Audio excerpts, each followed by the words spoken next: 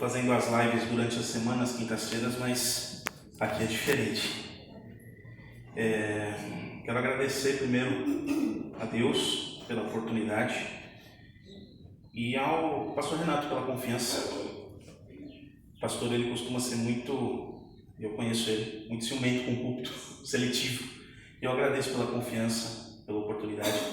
Dou aqui meus parabéns, 22 anos de amizade, nem parece, a gente é tão novo, mas Deus tem cuidado.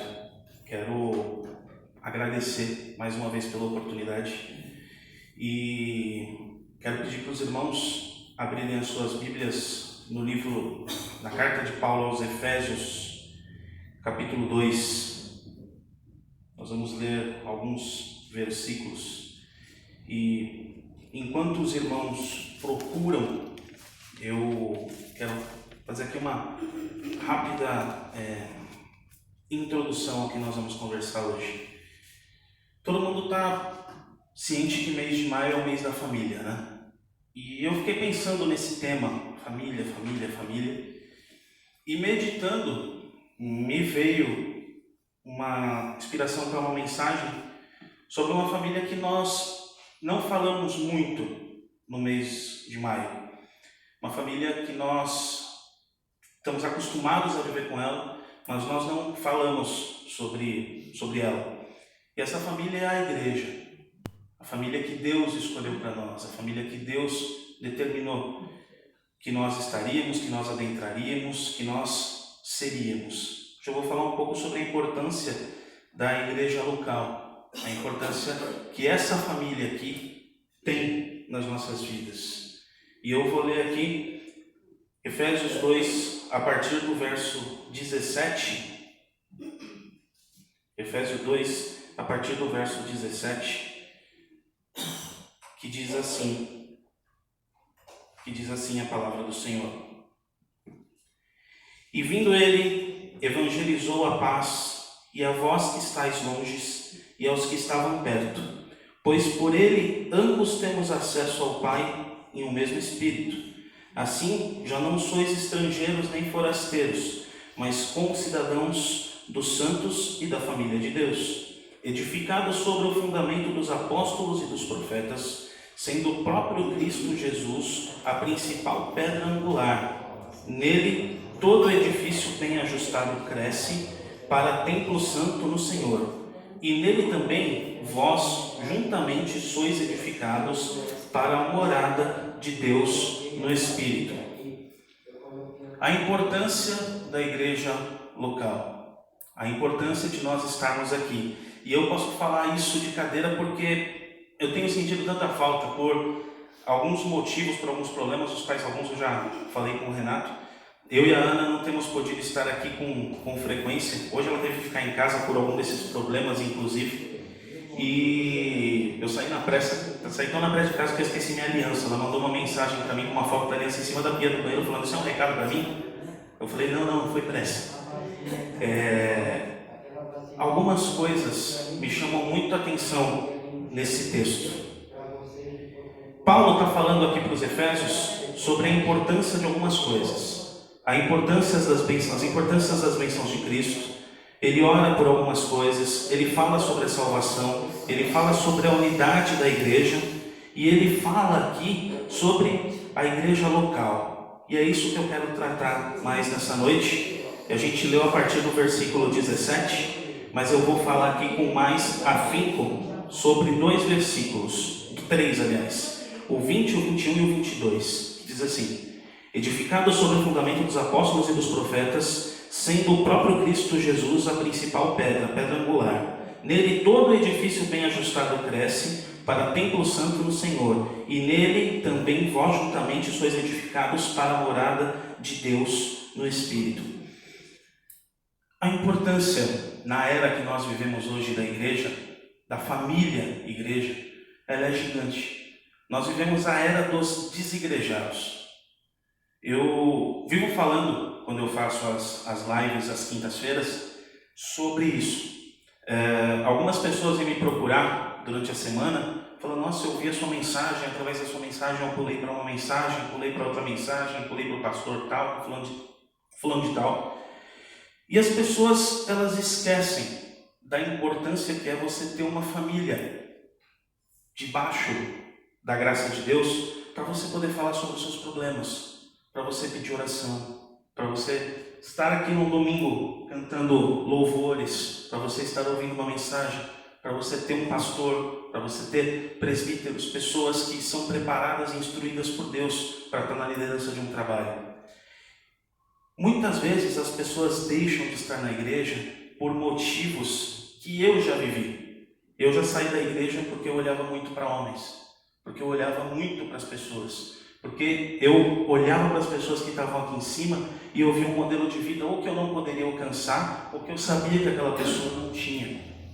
E nós deixamos a nossa comunhão com os irmãos escapar por conta de coisas pequenas.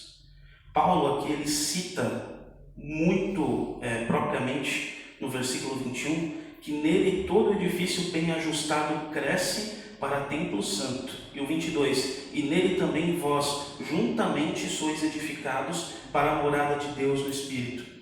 Tem um louvor meio antigo, que eu não vou me aventurar a cantar, mas eu vou citar um pedaço dele, que diz assim: eu sei que foi pago um alto preço, para que contigo eu fosse um, meu irmão. Quando Jesus entregou a sua vida, ele pensava em ti, ele pensava em mim, pensava em nós, e nos via redimidos por seu sangue, lutando com o combate do Senhor, lado a lado trabalhando, a igreja edificando e lutando. Eu não lembro essa parte, mas ele fala assim depois: e na força do Espírito Santo nós proclamamos aqui que pagaremos um preço de sermos um só coração no Senhor. E por mais que as trevas militem e nos tentem separar, com os nossos olhos em Cristo, unidos devemos estar.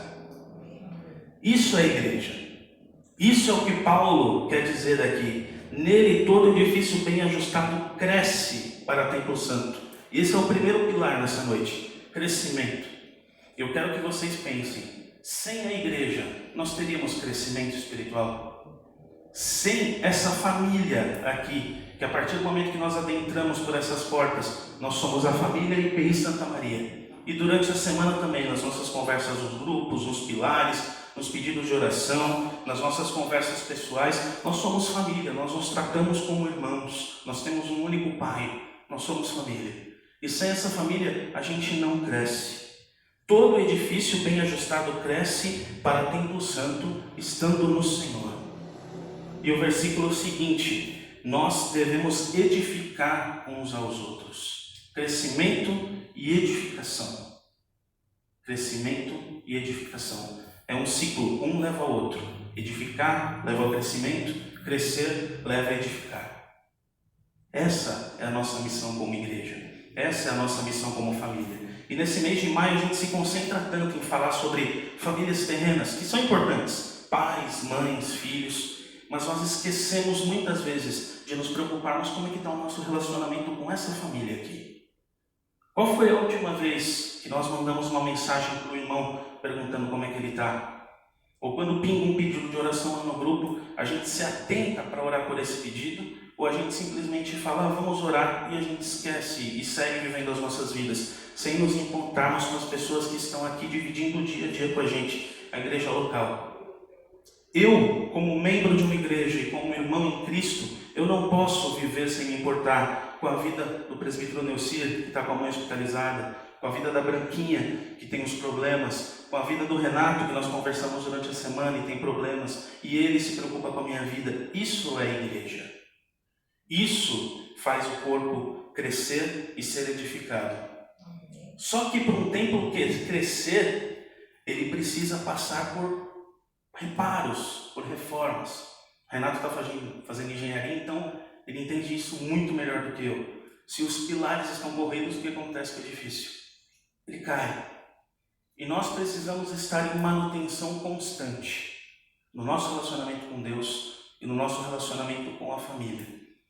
E igreja é uma coisa muito complicada, que se a gente não souber como a gente trata, vira Babel. Cada um vai falar uma coisa, os objetivos se confundem e a gente, quando percebe, está vivendo uma torre de Babel.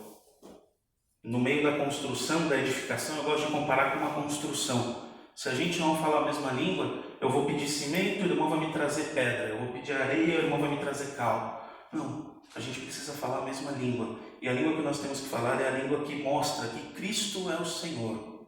Como diz um pastor que eu gosto, o pastor José Bruno, ele é o cabeça. E abaixo do cabeça tudo é corpo.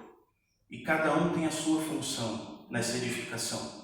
Algumas horas vão haver conflitos, vão haver diferenças. Mas existe isso. Quem aqui já reformou casa morando dentro da casa? É uma sujeira. É cimento, é areia, a rinite ataca, a gente espirra, acaba de limpar a casa, já sujou de novo. Isso é igreja, porque a igreja ela está continuamente em construção. Chegam pessoas com temperamentos diferentes, com ministérios diferentes, com dons e talentos diferentes. E a nossa missão como igreja é entender como essa pessoa pode chegar ao corpo de Cristo e servir a Ele.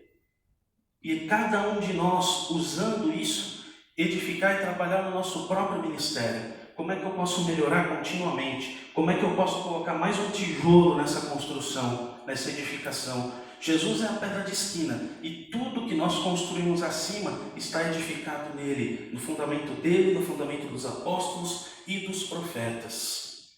Na carta de Judas, capítulo 1, é uma carta com capítulo único, deixa eu pegar aqui, Judas 1, versículo 20 e 21, ele diz o seguinte,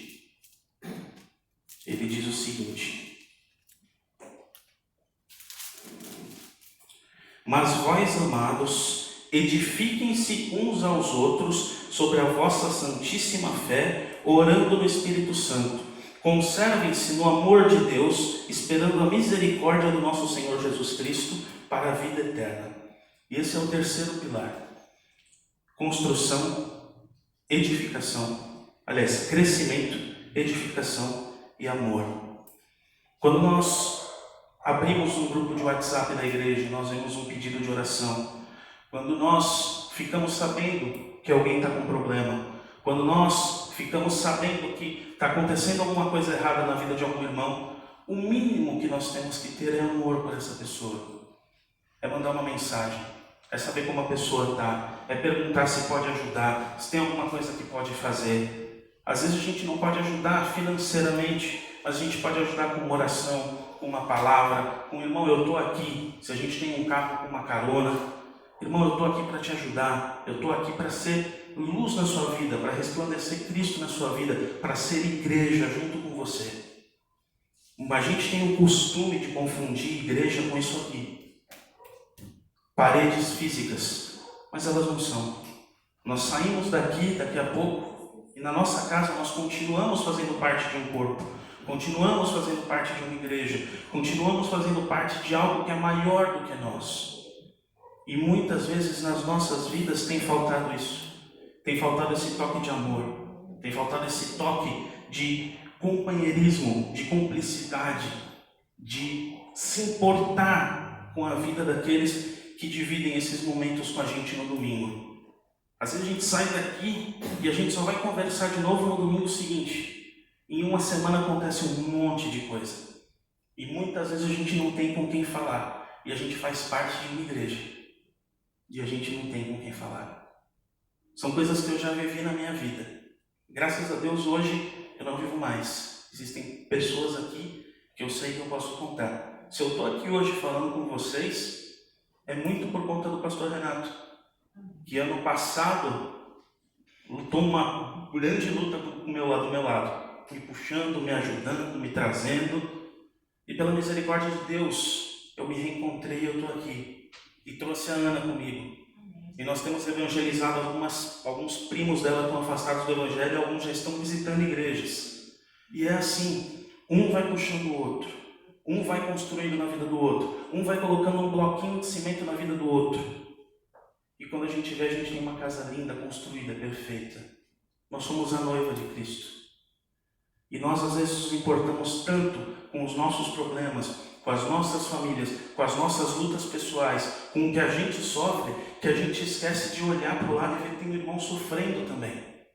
E algumas coisas que eu passei na minha vida pode edificar a vida desse irmão. E alguma coisa que ele está passando pode edificar a minha vida.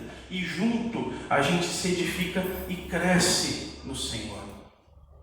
Junto a gente se edifica e cresce no Senhor. E cresce como servo de Deus e como cristão. Um exemplo disso é que vou citar bastante o pastor hoje nos exemplos, porque 22 anos de amizade, né, cara? A gente conhecia antes da Lila, eu acho.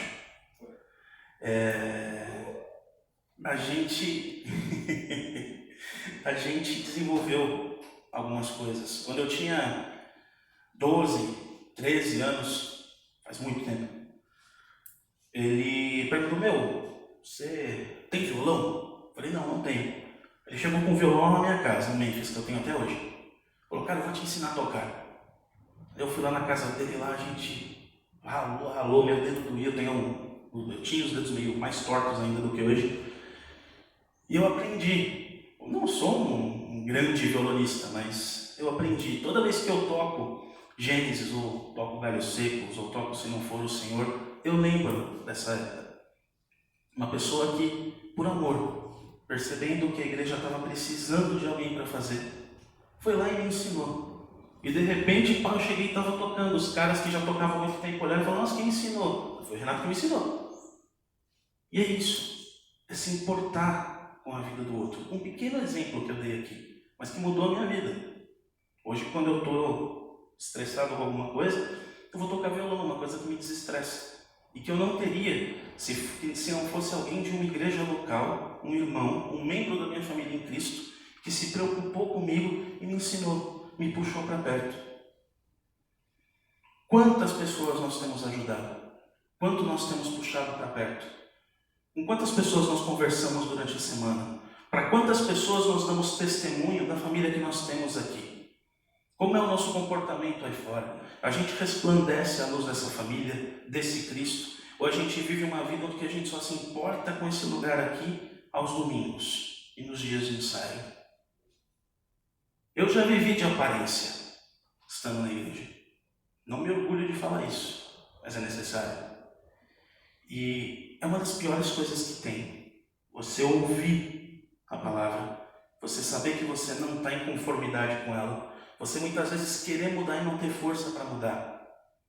E é nessa hora que a gente, como igreja, entra, entendendo as necessidades daqueles que estão à nossa volta, conversando, indo além do: e aí, irmão, tá tudo bem? Tá tudo bem sim, amém, Deus abençoe.